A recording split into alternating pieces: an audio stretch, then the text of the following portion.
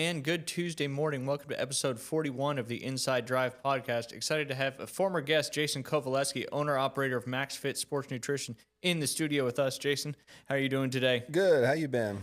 I'm doing well. Thanks again for coming back on. Yeah. Tell us a little bit about MaxFit. Obviously, one of the things I've learned a lot in the last little while is everything with your health is based through your gut. Right. So how much importance do you put on that with everybody that comes through your store? I mean, it's a little bit about balance and, having a little bit of, balance in all your health in all areas. But, everything's filtered through the stomach. So if you don't have a healthy stomach, then you're going to be miserable. So we have a lot of great products for that. I have a product called Good Morning. That's a gut detoxifier that has apple cider vinegar, lemon juice, glutamine to help to restructure the stomach lining.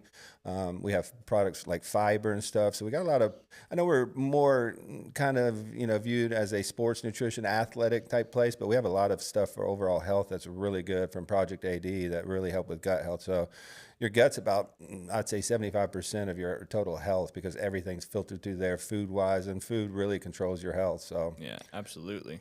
Absolutely. Obviously, you mentioned it. It's sports nutrition. It's in your name. It's a big focus there as well. Yeah. What are some of the big products that you carry that separate you from other places that people need to come check out? So we do carry some peptides and stuff like that do separate us from your Vitamin Shop and things like that. The BPC TB500s are hugely popular because they're very good for healing. Those can actually help heal your stomach if you are having stomach issues, but they're very good for connective tissue injuries like ligaments, tendons, muscles. So those are something that are unique to MaxFit.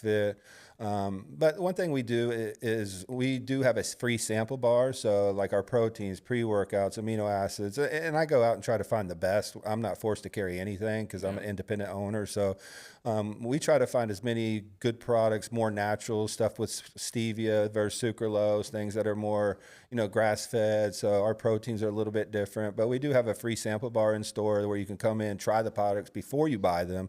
That way you don't get something to the house and you're like, this guy lied to me, or I didn't like the taste, or, you spend $60-$70 on something. You don't want it to sit in your closet for the rest absolutely. of the What year. a concept, allowing people to try something before they buy it. Super simple. It helps us get better products because when we get feedback from customers that, hey, this isn't very good, then guess what? We just don't bring it back. And when we find the right products, and that allows people to find the right product for them. So that's important for us. Customizing to people's needs. Yeah. It's awesome stuff. Do you guys still have that M-Body scanner? Yeah, so we have an M-Body 570 at both locations. It's a body composition analyzer. It reads, percent body fat. It tells us skeletal muscle.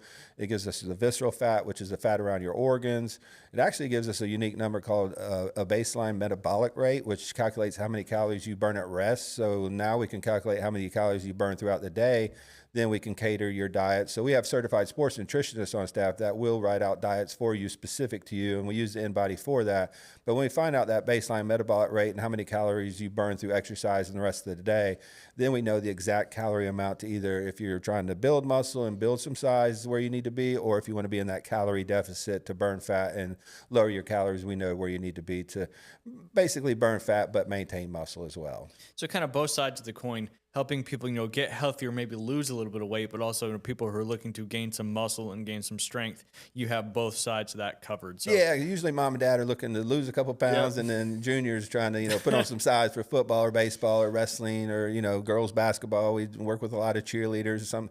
Those are some of the toughest athletes out there. Yep. They got torn ACLs doing flips and stuff like that. So, but yeah, we have a little bit of stuff for everything. We got, stuff for health, anti-aging. We got stuff for young guys that are trying to put on size and trying to, advance in their sports career too. Absolutely. Good stuff. I heard you mention both locations. Tell everybody where you guys are Yeah, we're on located. 23rd Street in the Del Coronado Village. If you've ever been over there to Tzatziki's, Black Sheep Armory, and Granny Cantrell's, we're right in that plaza. And then we're in Pier Park North, right next to Dick's Sporting Goods on the north side. So you don't even have to cross the bridge to come to one of your stores. No, and you can Awesome come in, stuff. try products for free. We don't charge for our samples. I pay for the samples myself. We open up a jug. We get it right from the manufacturer. So if you want to come in, taste the protein, see how it mixes. We got a very unique protein called Intech Evolution, 0 sugar. It's a grass-fed base, soy-free, gluten-free. It is sweetened with stevia. They use a coconut creamer instead of soy. So it's one of the most natural products I've found. It's not a huge national brand, but I found out the protein companies that are a little bit smaller, they concentrate on the products. They don't put millions of dollars into marketing, so they actually invest in their products, and those seem to be some of the better products out there. A little more healthy, a little more natural. Yeah. Very cool. Again, Max Fit Sports Nutrition. I wrote it wrong. Yeah. Max Fit Sports and Nutrition, or is it just Max Fit Sports It's just Max Nutrition? Fit Sports Nutrition. And Got we it, do got have it. a Facebook page, Max Fit Sports Nutrition PCB, and we have 2 Instagram pages, one for our 23rd Street, which is Max Fit Sports Nutrition 23rd Street, and our Max Fit Sports Nutrition PCB Instagram pages as well. So you can follow along there, see new products, see if we have any deals coming out, which we usually do. We do have local discounts daily and military and first responder discounts daily. So if you're a military first responder, you get that discount every day. It's not just a Tuesday you have to come Awesome. in. Love that. And if you're a local, we also give you a discount as well. And of course, you guys work with some big time bodybuilders from the area as well. Yeah, we've had a great relationship. We work with a lot of the promoters on the bodybuilding shows, and so we, help with bodybuilders and the supplements they need. We also have certified sports nutritionists on staff that can walk you through your diet. If you want to compete, they can help you get there. A couple of the girls I have hired, they're actually natural bodybuilders, so they compete on the OCB. Exactly what people need. Yeah, because the OCB, they do lie detector tests, they do drug testing, so you're not going to, fake it there. It's all about your diet and work ethic and your workout routine. So they have a lot of knowledge on what to eat, when to eat it.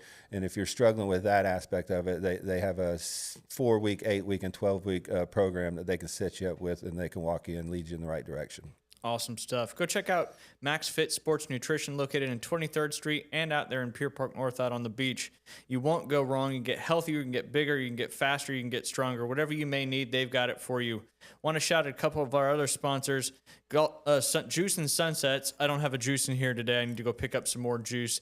All natural, 100% locally juiced, no preservatives, no added things. They're delicious. Lots of ginger, turmeric, cayenne pepper. Makes my stomach feel a lot better every time I have one. So go check out them on Facebook and their website, Juice and Sunsets, Facebook and juiceandsunsets.com. And of course, Golf Plus, golfers who want to improve their score. Golf Plus is the place to be in Northwest Florida. We got these big time resorts coming into the area, so you need to make sure your game is getting ready for the Kaiser Resort coming up there to Washington County. So Golf Plus is the place to be here in Northwest Florida with the tools and expertise to help you. The shop is filled with every golf brand you could possibly want, and the repair second to none. Fast tour van quality repairs every time. They have been featured in both Golf and Golf Digest magazine as one of the top club fitters in the country. They can help maximize your potential with their fitting simulator and carts.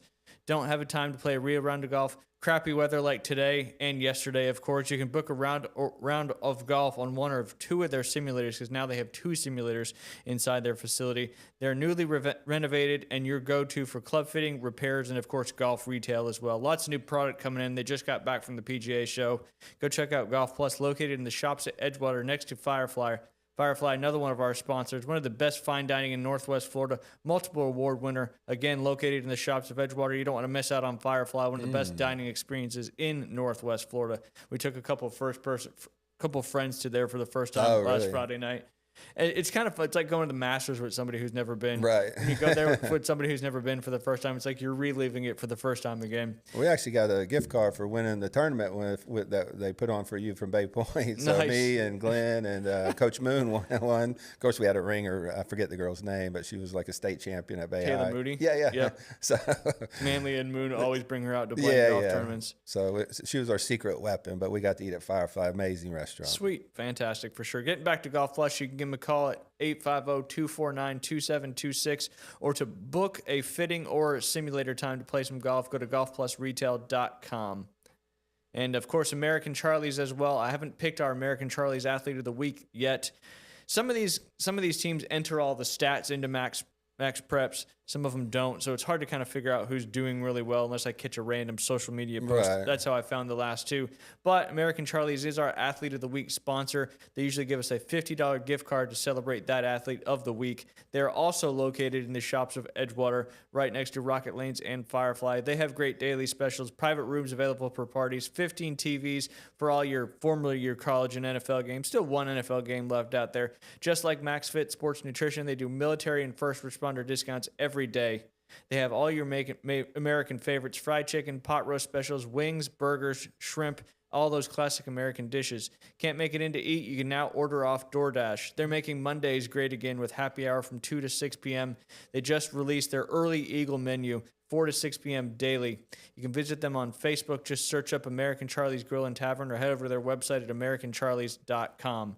Two great restaurants there, basically the same owner. Dave Trepanier does a wonderful job with obviously Firefly, and then, of course, American Charlie as I'm hungry. well. Yeah, that's right. I'm sure they got some lunch specials going on right now. I'm going to start with some of these NFL coaching updates. Obviously, it's kind of been a carousel since earlier this particular year. We already know John Harbaugh was hired by the New York Giants. We know Jesse Minter, he was the Chargers defensive coordinator, took John Harbaugh's spot there for the Baltimore Ravens. Kevin Stefanski from the Browns got hired by the Atlanta Falcons. That's probably one of my favorite hires for the Falcons. Obviously, a great team, lots of talent, and just haven't been able to kind of get over that Falcons curse recently. The Tennessee Titans hired Robert Salah. He was the defensive coordinator for the Niners, had a small stint with the Jets as the head coordinator, but everybody who goes to the Jets ends up not doing so well. So I think that's a great hire for the Titans as well. Cam Ward, number one pick, get that defense moving in the right direction.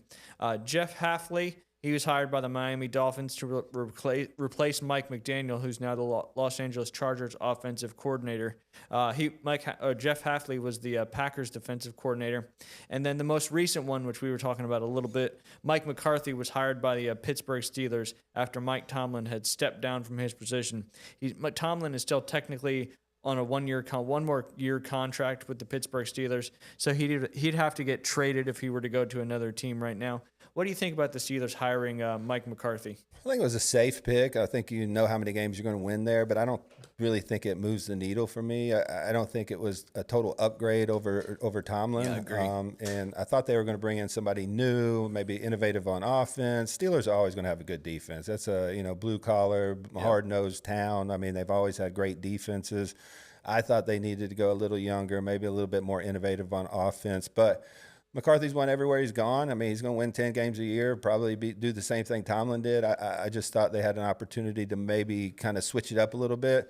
But the Rooneys, I mean, they're about stability. They're about, long-term. I think this is their fourth head coach in the history of the organization. That's insane just to, think about that. So I think it's an okay hire. I just didn't think it moved the needle for me. I thought they were going to go a little bit younger, maybe a little bit more offensive. Well, in this day and age, that seems to be where your successful organizations are. Right. With the Seahawks probably being one of those exceptions because McDaniel is actually he's a more defensive head coach. But you can see how good the Seattle's defense is. So, but the Rams, you got McVay. Niners, you got Shanahan. You had McDaniel at with the Dolphins. A lot of offensive minds seem to be like you said, moving the needle for some of these teams. But like you said, the Rooneys may just be okay with making the playoffs every year and then having a single exit. It'll be interesting to see what Aaron Rodgers does. He was obviously was with McCarthy when they won the Super Bowl up there in Green Bay. So does he stay around for a little bit longer? That may be one of the reasons he got the job. Maybe they think he could talk him into coming back a year. I mean, you got Cam Hayward there. That if he comes back for another year, you got some really good defensive players on that side. So maybe they brought him in to make another Super Bowl run if they can keep Rodgers around. I don't know if Rodgers has it in him to make a Super Bowl, to be quite honest. There's a lot of good, talented young quarterbacks out there that are just chomping at the bit. So I don't really know what the answer is, but I think maybe he was brought in maybe to keep Aaron there and make another run this next year or two. They're going to have to find him some more weapons, that's for sure. For sure, to throw the ball to. No doubt about that. Some of the teams kind of dealing with that same situation. The championship games this past weekend, did you get a chance to watch both of them? A little bit. I'm not as NFL, fan as I am college, but I love watching the game. I love the players. So, I love Jackson Smith-Njigba, one of my favorite players at Ohio State. Wide receiver for sure. Yeah, his junior year, we got kind of robbed. That's the year we lost to Georgia. And then semifinal game, 42-41. He got hurt in the first game of the year. He wasn't able to make it back. So he kind of missed his junior year before he went to the NFL. But you can see, and every receiver in that receiver room said that he was the best out of all of them. And you kind of look at his size and you don't think, this guy's not nothing, you know what I'm saying? But when you look at his body control, the way he runs routes, it's just like the guy's almost unguardable. So. He really is. He's basically everything that you want out of a receiver. Like you said, route running, hands, body control, the ability to make the catches he does. he always finds space. His separation ability is so good. Like you said, he's pretty much unguardable out there. And we certainly saw that against another great defense with the Los Angeles Rams in that NFC Championship. Kind of interesting to see both games had a little bit of a parallel. Obviously, one was really snowy. The other one was not up there in Seattle. But both teams had an opportunity to kick a field goal and get some points on the board that, you can't say that it lost the game for them, but, the way it ended up with – and a lot of the announcers, I think, said it too. When you have the opportunity to take the points, you should take the points. That's where I think the analytics of today's game sometimes gets in the way of stuff. Because I believe it was with 5 minutes and 49 seconds left in the fourth quarter in the Rams-Seahawks game. They went for it on 4th and 4 for the Seattle 6. Obviously, an easy field goal. Right. It could get blocked. He could miss. I doubt it. But that would much have been the safer thing. Stafford obviously had an incomplete pass to Ferguson that turned the ball over on downs. Luckily, Seattle didn't score any points off of that, but eventually would be up by a bunch. And they stopped Seattle and then got the ball back and had a chance to win, but would have been a lot easier if all they had to do was kick a field goal instead of had to go score a touchdown at the end of the game. I understand that one a little bit because you just don't know if you're going to be able to get back down there. Yeah. So, Are you gonna get being another down possession? 4, Yeah. and even if they go down and kick a field goal, at least you're still only down 1 score. The one that really bothered me was the Denver game. You got a backup quarterback. You have a chance to go up 10-0. You know there's inclement weather coming, so it's not going to be a high-scoring game. I thought that was a missed opportunity by Denver to go up 10-0 and really put some real pressure on Drake May and the Patriots there. Well, and on a 4th and I believe it was 4th and 1 is when they went for it on 4th down from, I want to say the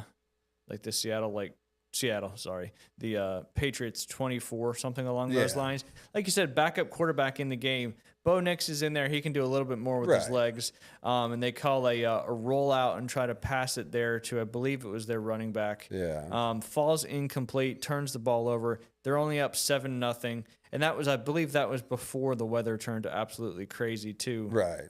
So, I mean, you're asking a lot there of your backup quarterback to make a huge play in a huge situation, which obviously, lo and behold, the game ended a 3-point difference. I think in the Seattle game, I think that muff punt was the most important play of the game. I mean, he had muffed one earlier, and they put him back out there. Then he muffed another one, ended up scoring a touchdown off that. Then they ended up putting Kyron Williams back there, which was probably what you should have done after the first one. Place, yeah. So I think that was more important.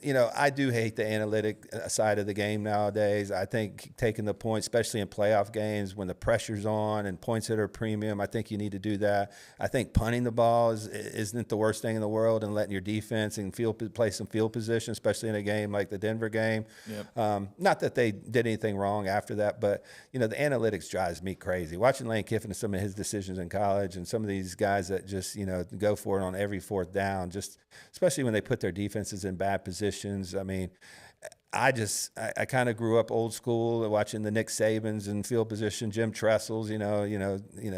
Punting wasn't the worst thing in the world. Playing field position, let your defense get you the ball back in good field position. To me, sometimes just going for it on every 4th down, just to me, I get lost on that. Yeah, absolutely.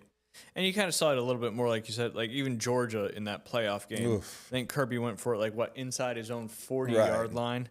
Then he came out and said they weren't supposed to snap it, but there was an obvious play call because they did something with the ball once the ball was snapped. So don't blame it on your kids accident. That one surprised me because Kirby is a little bit more old school. Yeah. So, and that one did really cost them the game, really. So, I just think the new age analytics, I understand what they're saying. If you get it 50% of the time and you score a touchdown, then it's better than kicking the field goal, because obviously 7 points every 50% is going to be more than kicking 2 field goals, because you're getting 7 instead of 6 points. Yeah. But when you break it down, you have to have a feel for the game and the situations and how the game flow is. And I just think the Denver game, that one was the more egregious one to me, with the backup quarterback and the inclement weather. Points are at a premium. Just run it. I mean, you get stuffed a lot. Don't call a bootleg pass out. Everybody should have a tush push at this point. Yep. I mean, it's so hard to defend. And, I mean, if you can go on a silent count. The defense really doesn't know when the snap count is. If you do it correctly, it's very hard to stop a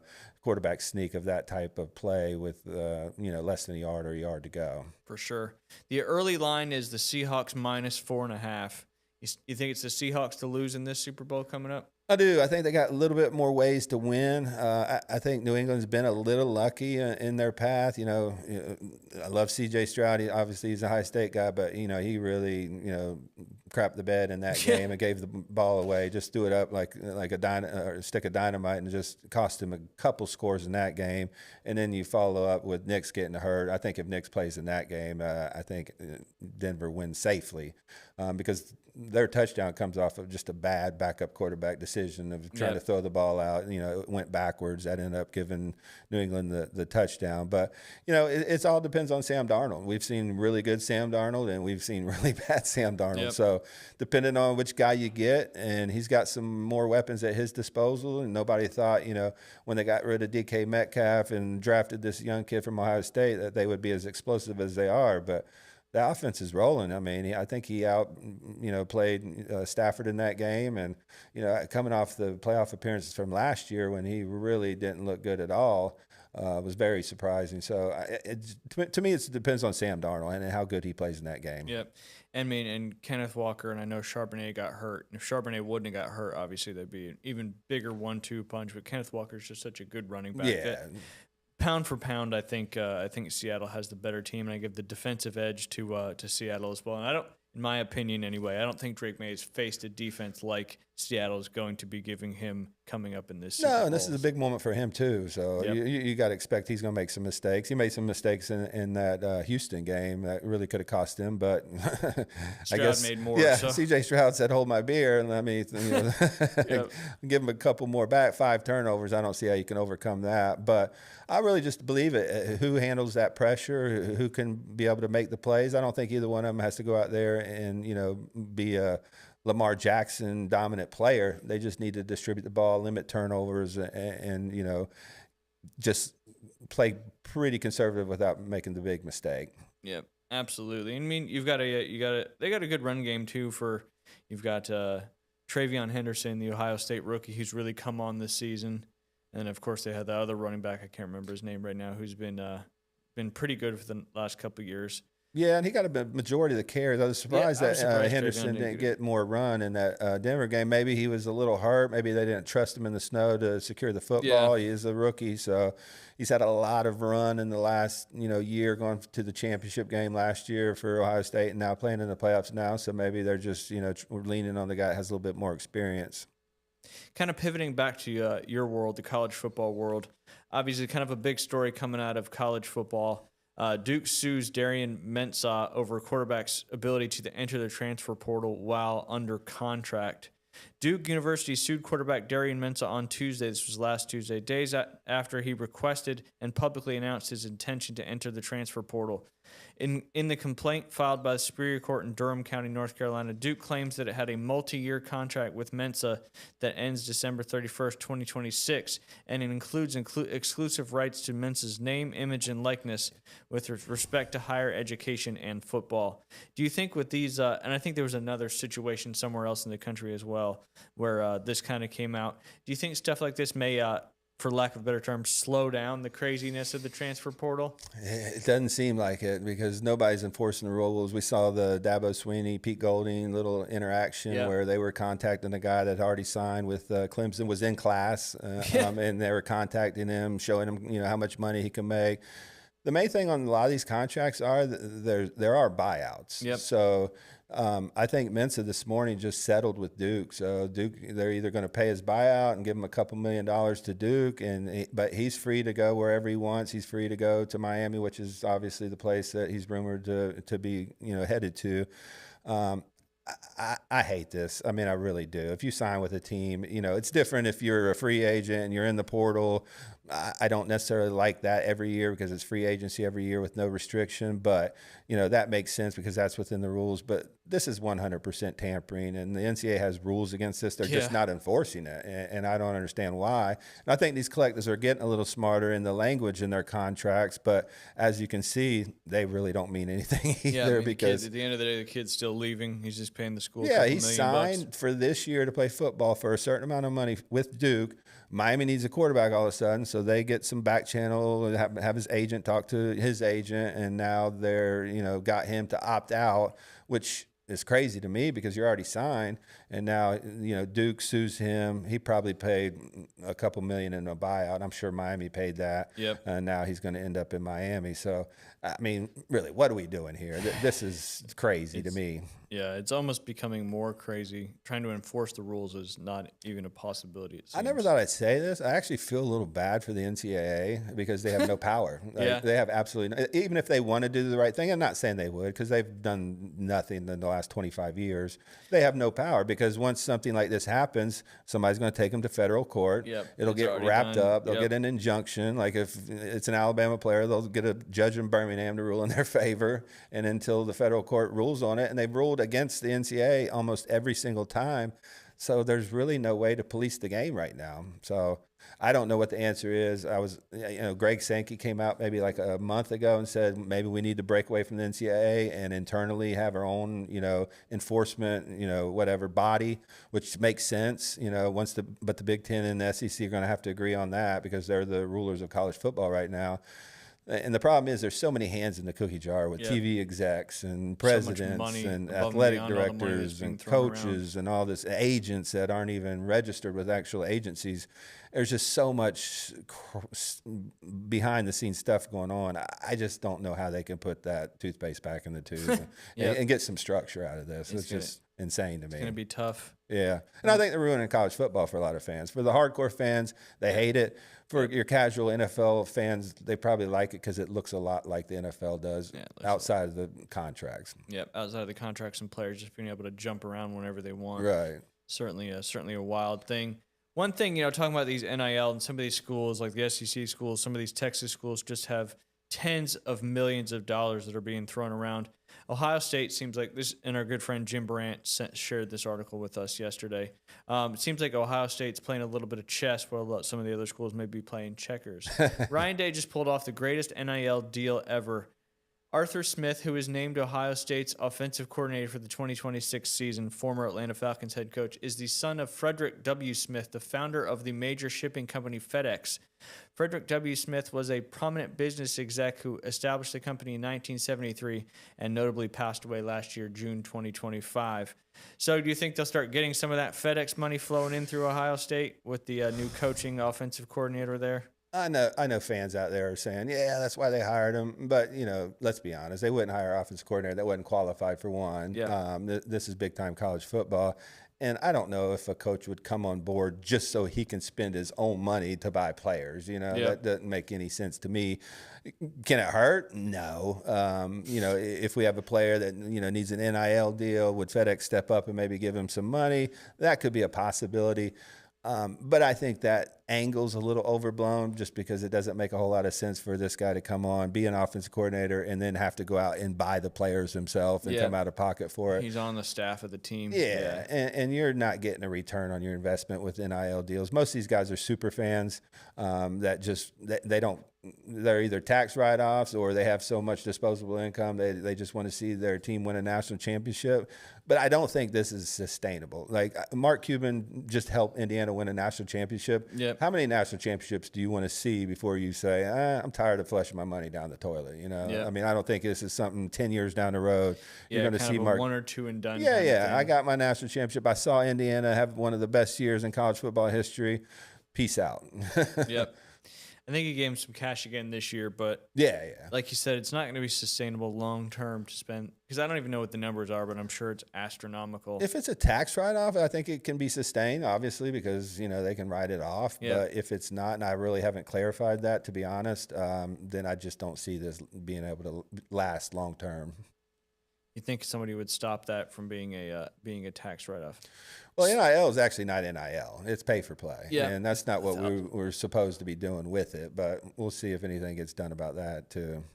I doubt it. But time will tell. Speaking of, Indiana, I haven't really had a chance to talk to you about Indiana. Another Big Ten team went from being one of the worst, win-loss teams in the history of college football to winning a national championship.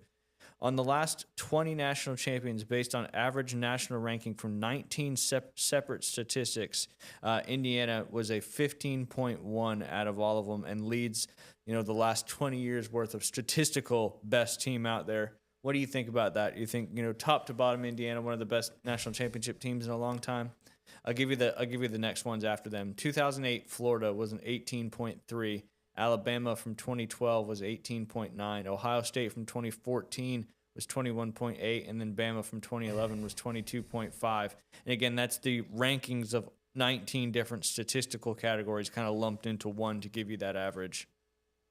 I think it's a different era. I don't see them as like some super team. Like I don't see them as like this ultra talented where they're going to have 20 first round picks over the next, 3-4 years. I think they're one of the best coached teams in college football history because what they took is a lot of lower rated guys that were outcast from other teams and some lower level, football from James Madison. And they really did a really good job coaching them up. But when I think of like a team that's like dominant and was like maybe one of the best evers, I think about the 96 Nebraska. Yep. I think about Miami 2001. I think they were probably one of the most talented teams I've ever seen. If you look at the amount of first-round draft picks, I think that was in the wild. 20s once all those guys left in their respective years. And then, some Alabama teams. 2019 LSU was the best offense I've ever seen. They struggled a little bit on defense early in that year, but that offense, you got Jamar Chase and Jefferson and Joe Burrow on the same team. I don't know how you can't put them up there too. So absolutely. I look at Indiana as one of the best stories, one of the best coached teams, but I don't put them up there in that category with some of those teams that are like the most talented. Gotcha. Real quick before we get Keith on the line, I don't know if you saw this, Jason. Colorado head coach Deion Sanders announced that he will be fining players for the following 8 rules violations at school. So kind of, taking the other direction, holding kids accountable versus just pouring money onto them. Late to practice is $500. No-show practice is $2,500. Late to a meeting or film session, $400. You miss it, $2,000. Late to a strength and conditioning, $1,000. No-show strength and conditioning, $1,500. Late to a treatment, $1,000. No-show treatment, $1,500. He added that players could be fined up to $2,500 for a violation of team rules and up to $5,000 for a public social media misconduct. Both are reportedly based on severity. What do you think about Deion kind of holding kids accountable? I love it. If you want to hit kids where it matters, hit them in their pocketbook, especially these guys that are making money. My only issue is they got a culture problem in Colorado if that's what they're implementing. I've never heard of a kid's missing a practice. Like if you missed a practice under Saban or even, Kirby Smart or Tressel, you were gone. They would just kick you off the team because you're just dead weight. They can't have that within the culture because that spreads like a disease. So the fact that you have to implement that tells me there's a culture problem. And it's not just for Deion. It's when you're paying kids millions of dollars and they're 18, 19, 20 years old, these are the problems you're going to run into. But if you want to, nip it in the bud, take some of that money back. Yep, take some of that. And I'm sure that's that NIL money or the money that they're able to pay to the schools right now. Before we get Keith on the line, I want to talk about Panhandle Credit Union. They're all about quality relationships, whether it's donating to a community event, sponsoring your child's sports team. They're here in the community to help us out. Check out their great banking products, loans, saving, and checking accounts, mortgages, HELOCs, HELoans. Whatever your needs are, Panhandle Credit Union can handle it. Visit any branch location or head online to panhandlecu.org. We're going to take a quick pause while I get Keith Fleming on the line.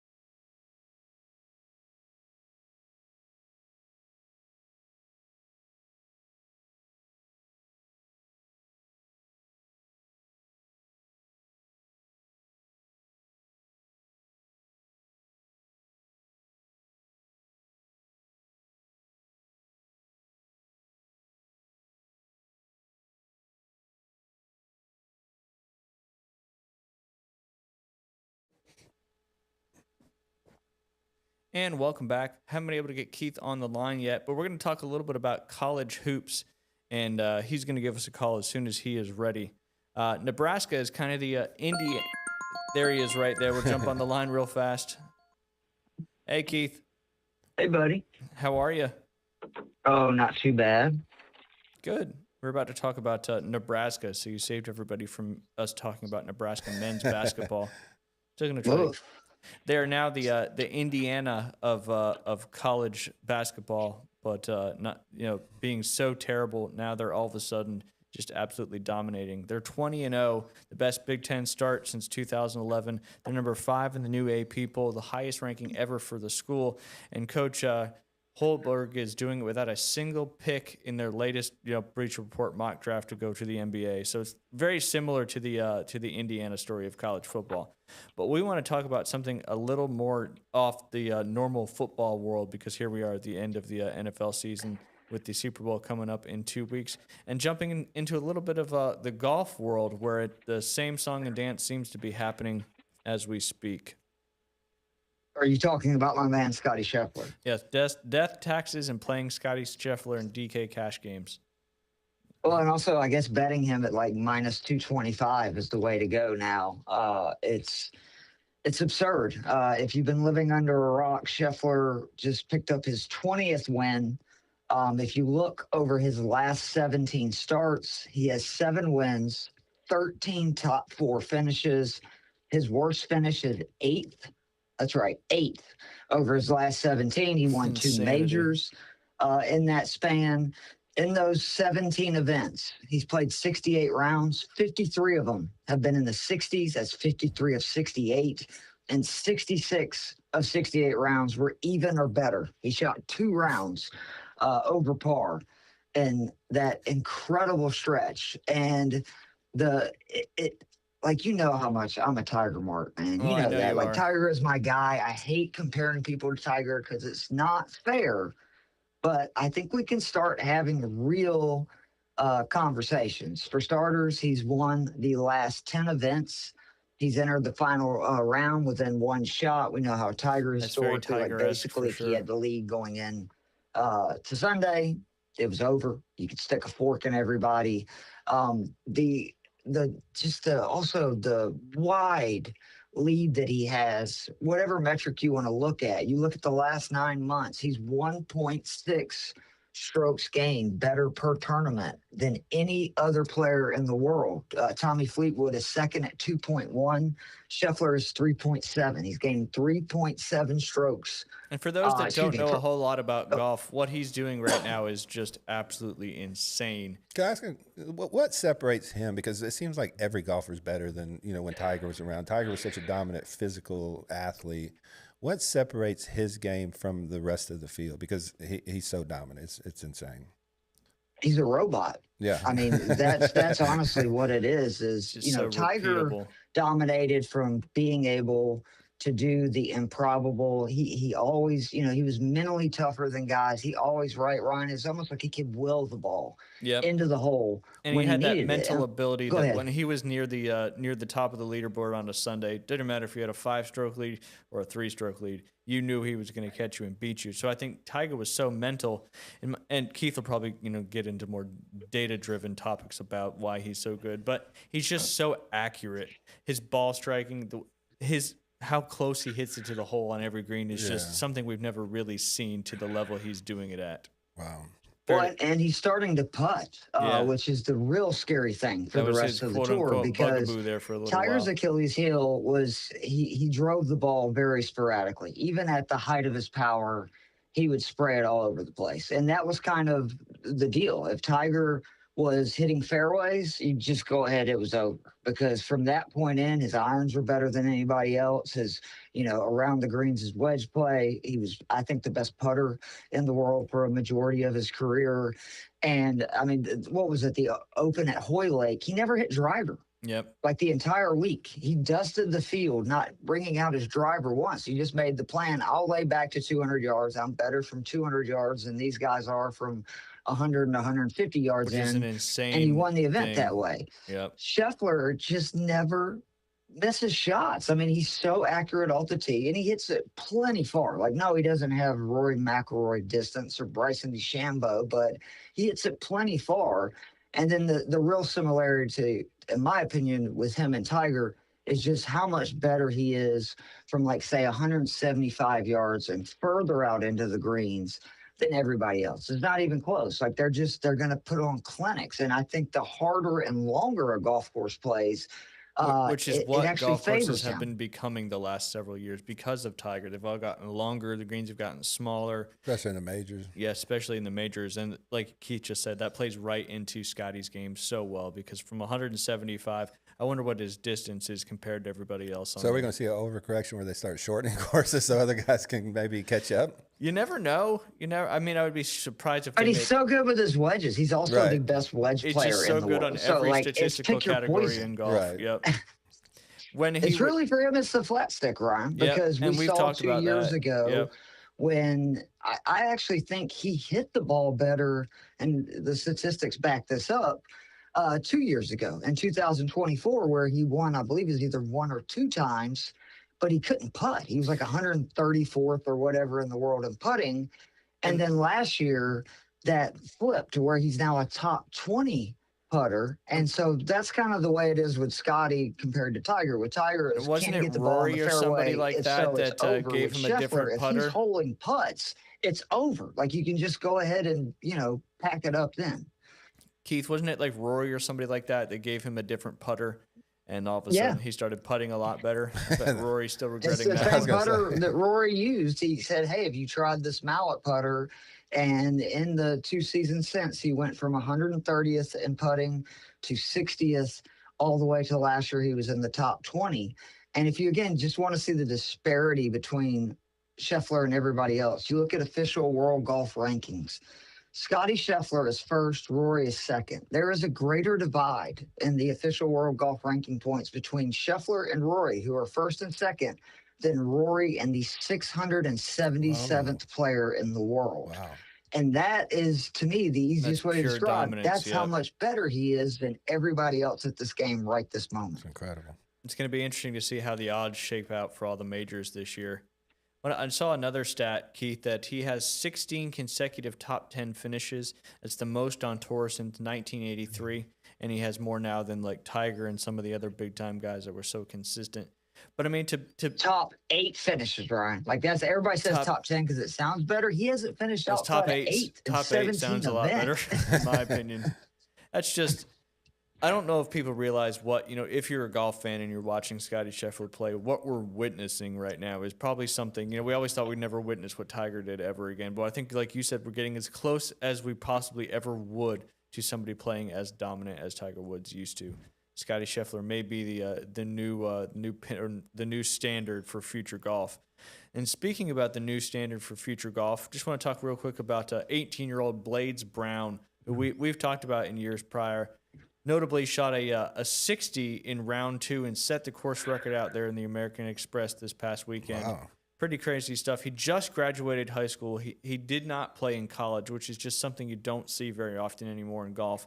A lot of these guys go and play, high-level college golf because it really prepares you for that tournament world. Right. The pressure, how these tournaments work, making those putts when you have to, et cetera, et cetera. But this kid just came right out of high school, was up there in Tennessee, and just, he didn't have a great final round, but he was also playing with Scotty Scheffler in the final round. And he said a lot of great things about what he witnessed with Scotty and all that stuff. But Keith, how can a kid that's just 18 years old be playing this good at golf? It blows my mind. Well, I mean, I think part of it is just, again, because of Tiger Woods, it's totally different the way junior golf and players are prepared. I mean, if you are, kind of chosen or you show a path at 12, 13 years old now that you have a ton of talent in the game of golf, it's so much different than what it was, where some of the best golfers in the world 20, 30 years ago would be playing football, right? And basketball, and golf would just be a part of their childhood, right? Like their high school sports that they play. Now, these guys are going to, like David Ledbetter schools, Yep. and they're playing against top-notch competition all over the world in junior events. And I Yeah. think what is also really cool is Liv has readjusted its strategy because obviously we know that they just recently lost Kepka. Sounds like DeChambeau will not be far behind them. They've struggled getting any big names. So they're going after these young kids. And Blaze Brown was one of them, where they're offering these kids 50 to $100 million to forego college, forego trying to go to the PGA Tour, come here, you have the guaranteed cash. And Yep. you know how I feel about Liv Ryan. I don't have to go back into that, but Yeah, I do. think that is the one situation where I would really have to think about is if you're an 18-year-old, 19-year-old kid, and who knows what kind of PGA career you're going to have at that point, and you're dangling 50 to $100 million in front of me, guaranteed. I can't say I would turn that down, even Well, as and to put disappointing that as into it is to perspective not be about able, right, to earnings play on the potentially in PGA the Tour. Masters, U.S. Open, those events. Like, that's life-changing money for a kid that you don't even know at that age, are they really going to be that good, or are they just a phenom? Because we know plenty of guys that have shot up when, they're 18, 19 years old and kind of shocked the world. And then, they never, that's kind of their peak. Yep, and then they never see it again. And to put that kind of money in perspective of tour earnings, I believe, correct me if I'm wrong, Keith, Scotty Scheffler just eclipsed the $100 million mark on PGA Tour earnings. So it just goes to show you, to earn that much money from playing golf on the PGA Tour, now there's endorsements and all that other stuff too. That's Scotty Scheffler's career as of now. He just got to $100 million. So yeah, Keith, great point. If you were being dangled $50 to $100 million before you even step foot on a PGA Tour golf course, something you certainly got to think, because are you going to make it to that kind of money throughout the entire course of your career? Or are you going to be able to take it all in one shot and still be able to play golf and make more money on a different tour? Yeah, I mean, it's a really good, and I love that you brought up that Scotty $100 million thing, because that is absolutely correct. He just surpassed $100 million in career earnings.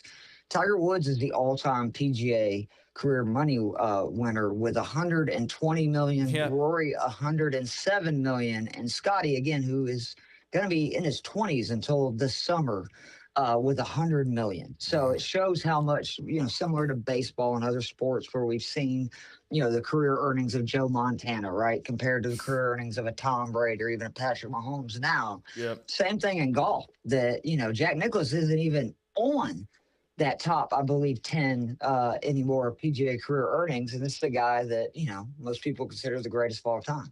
Yep. Well, and and I don't want to, give Liv praise for that, but let's be honest, Liv helped push those purses up for the PGA Tour, because your boy Monahan had to figure out something to get these guys to earn a little bit more money when all that other stuff was going down. So, but like any sport, the purses, the prize, the salaries just keep getting bigger, bigger, and bigger. So you're able to do it in a lot shorter period of time, which we're seeing from Scotty Scheffler.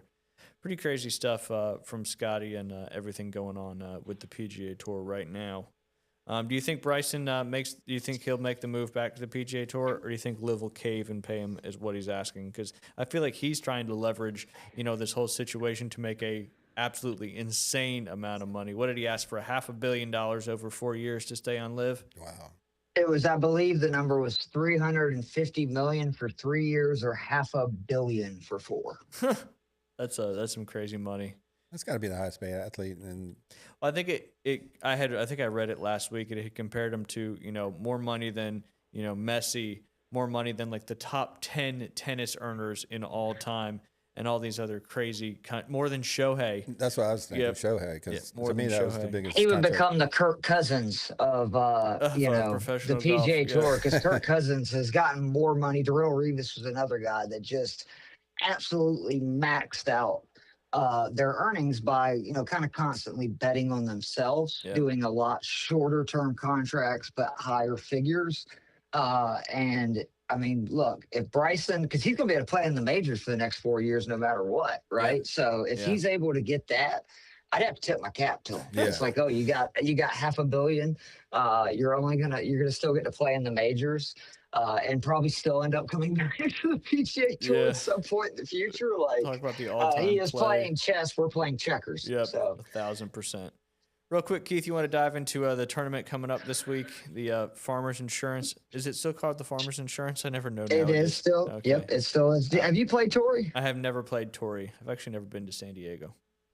So I played the South Course, and I just want to say this is downright diabolical. That it is now the longest golf course on the PGA Tour at over 7,600 yards. And the reason Jesus. I say that is they're playing this tournament in January, which granted, I know it's California. It's not, exactly freezing, but as somebody who played Torrey Pines, obviously not from 7,600 yards. In fact, we played at Ryan originally from the 6,500-yard tees, and because it being so close to water, and on that day it was a little cooler and the wind was blowing, we played all 2 holes before we moved up, not 1, but 2 tee boxes to where we were playing at like 6,100 yards. So I wasn't hitting driver 3-wood into every par 4 that I played. But Are it's they an playing it at absolutely a par beautiful 70 course. or 3 of the 4 71? rounds on the south course, 1 round on the north course.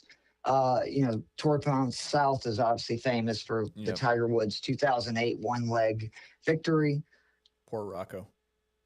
I know, right? He knew it was going in, though. He said he knew he was going to make it. We got a 147-player field event. They Is this a play signature the event? South and North course Thursday, Friday, and then play just the South course on the weekend. Brutal. If you want to win this course, it is imperative that you do well on the North course. If you look at the last 10 winners, they have had an average score of 5.5 under par when they play the North course, which again is the much easier of the 2 venues. This is a bomber's paradise, and the reason for that is some of the tightest fairways on tour. Average fairway length is 29 yards. It's the 5th toughest course. And again, the longest course. And the reason I say it's a bomber's paradise is it really doesn't matter if you hit fairways or greens, because nobody does, because you have so many shots from 200 plus yards. And the fairways are so narrow that, I mean, good luck, right? Like, even if you're hitting the ball great, you're going to miss a lot of fairways and miss a lot of greens. Because, oh, by the way, these are also the 5th smallest greens on tour. It's Like I just a said, this is brutal just golf a course. Yep. devastating golf course. 4-inch rough. Greens will be rolling at about 4-inch rough. 13 on the stent meter. You got 7 par 4s that are 450 yards or further. That means even And if you then the hit two- it 300 yards, Yeah, you go still ahead. got a $150 in. Keith, Yeah, forget that. Is it playing at couldn't a do that. 70 or a 71?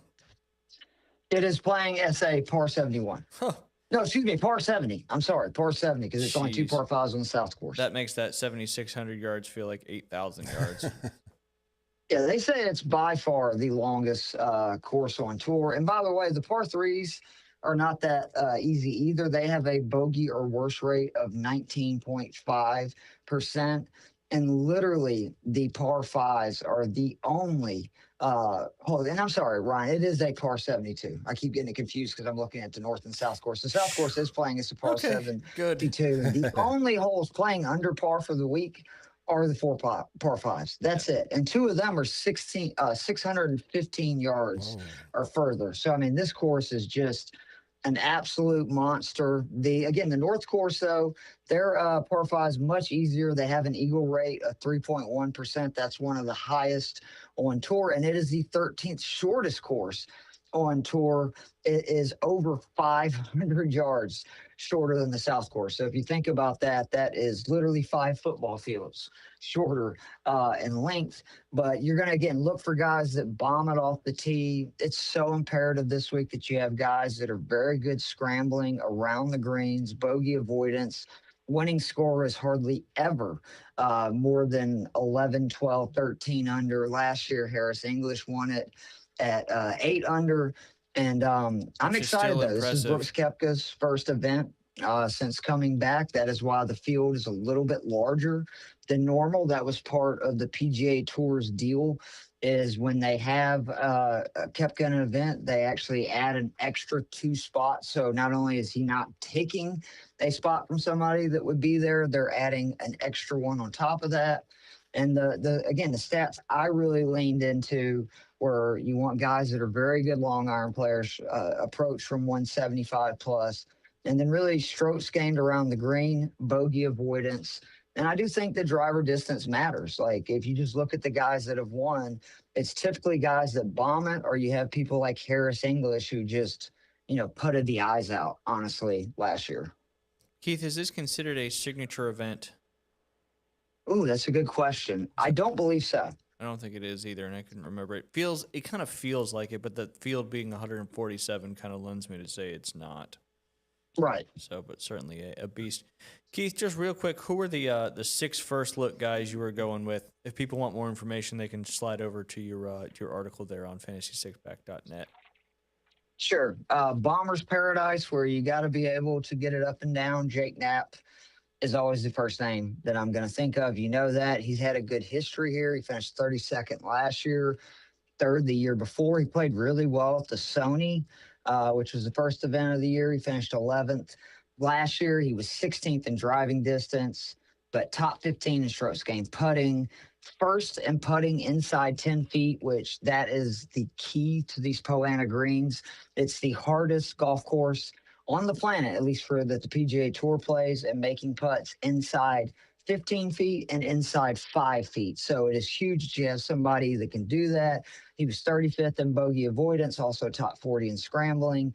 And the big thing, 4th in par 5 scoring, because you have to take advantage of those par 5s. You probably saw him last week, kind of come out of nowhere because it's been a while, but Jason Day has been kind of having a little He was trending resurgence pretty good last in year the too. last, yeah. Like, were you a big Jason Day fan? Because I really liked him, and then it was like, what happened? Yeah, yeah. I was a big when he won that when he won the PGA Championship dealing with Vertigo. I became a big fan of him when he kind of persevered. That was at through. Whistling Straits, right? Yep. Where he won, I believe. But just immense talent. He loves this venue. He's finished top 7 4 of his last 6 starts here. He finished, as we know, 6th in the Amex last week. Him and Ben Griffin, and there's quite a few guys that are like, if it just wasn't for Scotty Scheffler, I'd be having a much better career and season. Big thing, he led the field in putting last week at the Amex. He had 29 putts from inside 10 feet. How many of those do you think he made, Ryan? 50%. He made 100%. He made all 29 putts inside 10 feet. 10, that's Jason wild. Day Because can roll usually the it's rock. about 50% on average on the tour. So to make all of them is just nuts. Yeah, I'm Is that definitely. not ridiculous? These guys are really good. He only made 4 bogeys too. I really like Jason Day this week. The hottest guy on the planet. You would be crazy not to play him. That's not named Scotty Scheffler, by the way. And Yes. that is Ryan Gerard, who just, again, if anybody should be like, what is the deal, Scotty? Gerard has now finished runner-up in consecutive events. He is finished 15th here last year. And again, is another guy that just, he fits the bill. Really good at scrambling. He hits it plenty far off the tee. Very good long iron player. So definitely looking at him as well. A name that might surprise some people, but Wyndham Clark, who another guy that won the U.S. Open and then has kind of fallen off a cliff if you look at it. But he is starting to round into form. He had a really good tournament last week, and just the numbers are starting to look like the guy that had a great season now. I guess it was 3 years ago when he won the U.S. Open. Clark hits it as far as anybody on tour, but he is such a good, putter and player around the greens. I think Wyndham Clark's going to have a big season if he continues to hit it the way he has. Next up, the guy I'm very curious to see what he does is Cam Young. Cam Young ended the 2025 season on a heater, and that included the Ryder Cup, where he was one of the only guys, Ryan, that The decided only to show U.S. up guy all that 4 decided days, to play which we some appreciate good that. golf for Team But USA. this is a golf course that should fit him perfectly. Like, remember, he's another guy like Scheffler that for a long time, one of the worst putters like on tour. And all of a sudden, starting last year, he started making a lot of putts. We know he's very good, in terms of like his wedges, which is huge. When you're hitting in the rough, sometimes you just have to chop it out. And then more importantly, he bombs it far and straight. And then the last guy who we need to pay attention to, this guy, first year on the PGA Tour, Marco Pinch from England. Do you know anything about this guy, Ryan? I do not. He hits it a freaking country mile and won 3 times last year on the DP World Tour. He is 20, I believe, 8 years old. And this is going to be his first event on the PGA Tour. He is a full-time member on the PGA Tour. And I am so excited to see what this kid can do. Because I'm telling you, he has got big game, big talent. I feel like his game is actually made for American-style golf courses. But as you can see, he was having success on the DP World Tour, even with a game that's really more tailored to the PGA Tour. I'm very excited to see what he does this week. That would be somebody I would be looking at for prop bets, like top 5, top 10, etc. I would be willing to bet you're going to get good odds because nobody really knows who he is yet. But I promise you, we will find out very soon with the talent that Marco Pinch has. Is it Pinge for It's my? Penge, Thank and you. I'm probably butchering the pronunciation. Country boy through and through. Yeah, I so. mean, if he's English, you never know how they're gonna pronounce it. But I need to Touche. know for my own personal gain where how you spell his name because I would have been searching PI and never found him in DK or on Hard Rock Bets. But Keith, we appreciate your time. It was awesome, kind of fun to slide a little bit back into golf, especially with so much exciting stuff going on, like Scheffler being dominant and a lot of new exciting names. Jason, how many names did you recognize there in the 6 he gave for the official lineup? Scheffler, Day, DeChambeau. I mean, I watch sporadic. I grew up playing golf with my grandparents, so I kind of follow it. And I was more in the Tiger Woods era. Yep. And, Jack Nicholson was a high stake guy, so we always followed him. But, Yep. the new era golfers are I'm not quite as in tune with. But Scheffler I definitely watch because he is a machine. No doubt. Robot indeed. You can check out Keith Fleming's article on fantasy6pack.net. And, of course, follow him on Twitter/X. That's KEITHFLEMMING. Keith, always appreciate your time and expertise. I hope you have a great rest of your week. Thank you. Don't forget to do the cheat sheet each week. I actually think DraftKings Golf is the easiest of all DFS sports. I provide Agreed. 10 to 15 players in different price ranges. So you should definitely check that out and get into, DK golf. It's, we all know from playing fantasy football, DFS football, it gives you a little something extra to root on. Golf is no different. And I actually think, again, that's the easiest of all the sports on DraftKings. Yeah, and on Hard Rock Bets as well with your top 5s, top 10, top 20s, all those prop bets that you don't have to pick tournament winners. You can still make decent money picking top positions. So check it out, DK and Hard Rock Bets. Keith, appreciate you. We'll talk soon. All right, buddy. Bye. Bye.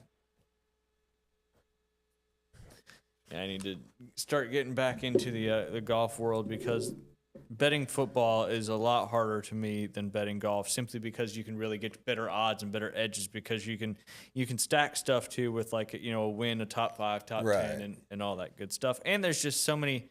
You might get lucky every once in a while and get like a 70-1 kind of guy that you put $5 on and all of a sudden you've won a decent amount of money to kind of get you some more bets. There's a lot more variables. Like with football, I bet more player prop bets now. Yep. It seems like the games are because the teams there's so much parity, and the NFL college now so much parity. You just don't know week to week what team's showing up. So that's been a struggle. But it seems like the player prop bets, and even with the golf now, it seems to be a little bit more interesting and give it a little bit more excitement and juice when you watch. Absolutely. I mean, that's, at the end of the day, I mean, you're not going to win money betting because that's why betting people exist. They make the money. We pay the money.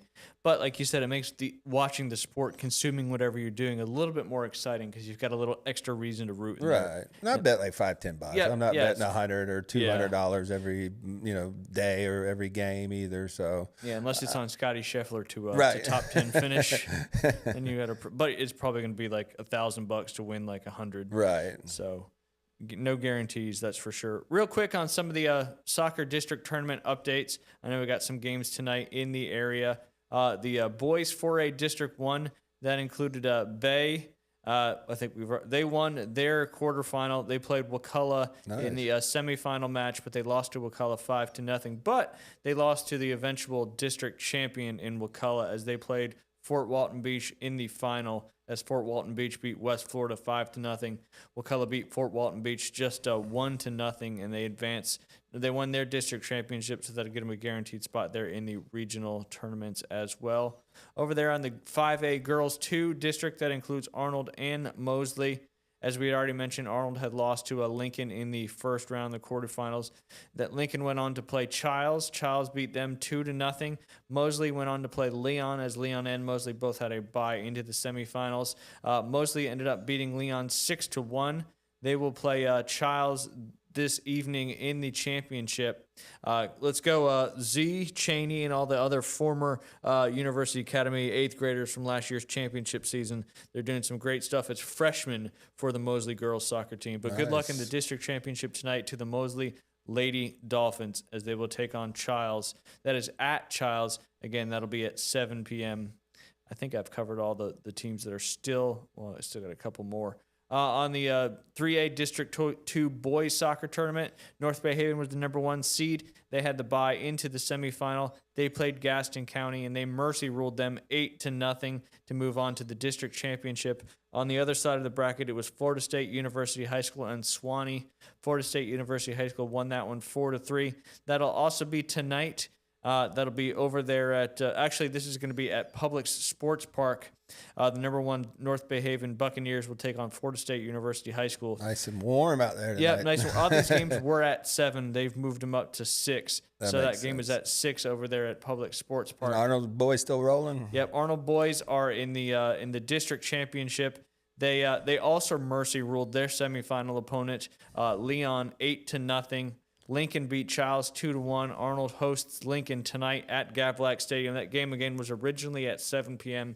It has been moved up to 6 p.m. I think me and Liam are going to try to go to that one tonight. Obviously, we'll bundle What are they, up. like 74-0 at home still? They've got a really strong record at home. I think they're Yeah. still like number 4 in the nation right Right. now. So obviously number 1 in 5A as well. What a machine.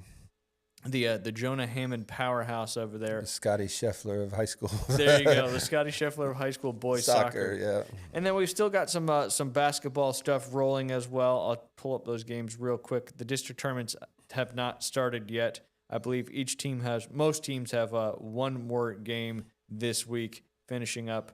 But last night you had Chipley beat Bay 72-49. That was in girls basketball. Tonight, not in obviously lots of soccer games. We've already talked to them. Freeport and Bluntstown face off at Bluntstown. Bluntstown is 18-2 in girls basketball. Lincoln and Chipley play each other. That's girls basketball as well. Arnold will host Ponce de Leon. Arnold's trying to break the 500 record at 10-10, trying to get a win tonight against a good Ponce de Leon team. In boys basketball, Port St. Joe trying to stay undefeated against Bluntstown. Port St. Joe is 21-0 Yeah. in boys varsity basketball. You got a young coach, too. He's like Yep. 25, 26 years old. Looking good over there in Port St. Joe. Mosley, which we'll have head coach Dario Green on the show with us on Thursday from Mosley. They're 15-8. They play Rutherford this evening at 7 p.m. at Rutherford. Rutherford's 8-10, coming off that huge upset against Bay High last week. And then last but not least, obviously all the soccer games going on too. Boys basketball, Bozeman takes on North Bay Haven Academy in boys basketball. That'll be tonight at 7 p.m. Good luck to all the teams competing in basketball. And of course, we'll have the updates on the district tournaments as those become available. Good luck to Arnold. Good luck to North Bay Haven playing for district championships tonight. Good luck to the Mosley girls as well. We appreciate everybody tuning into the Inside Drive. This was episode 41. Jason, thanks for hanging out with us Absolutely. today. It's Looking fun. forward to hopefully do it again one more time, maybe Yeah. a few more times. Again, make sure you subscribe to our YouTube page. Hopefully you follow us on Facebook. We're live on both of those. Obviously, YouTube also has our fully published podcast as well. Apple, Spotify, Audible, iHeartRadio, wherever you consume your podcast, the Inside Drive is there. We appreciate you guys hanging out, and we'll see you guys on Thursday.